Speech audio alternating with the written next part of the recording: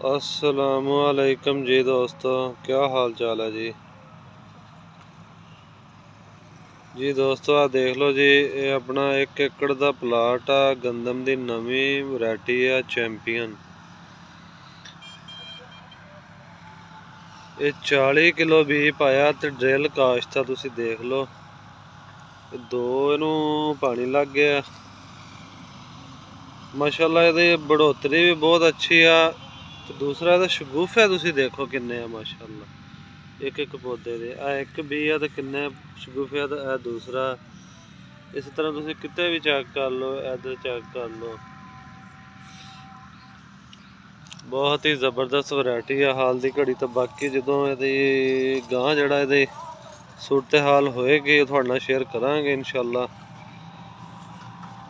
कि की झाड़ दिंदी आ ते किन्ने असीं टोटल पानी लाउने आ ते केड़ी खुराक इनू अगे एक थैला थल्ले DAP नाल ड्रिल दे पाया सी ते एक थैला इनू पाया ज़बरदस्त यूरिया दा ते 2 पानी लगे। एक जेह्ड़ा बीजेआ ते दूसरा एक उत्तरों बाद च लाया तो ओह्दे उत्ते बत्तरा स्प्रे कर दित्ती।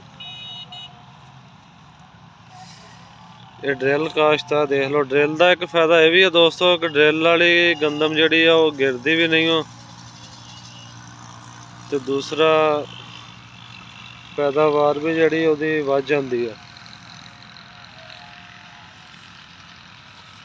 अच्छा कल तुसी सारे चैंपियन भी है, नवा भी है, आप मुल लिया सी किसी को।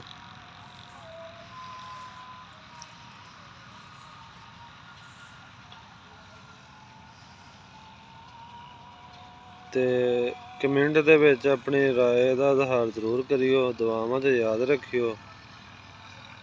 ते इहदे नाल ही दो सानू इजाज़त। अल्लाह हाफिज़।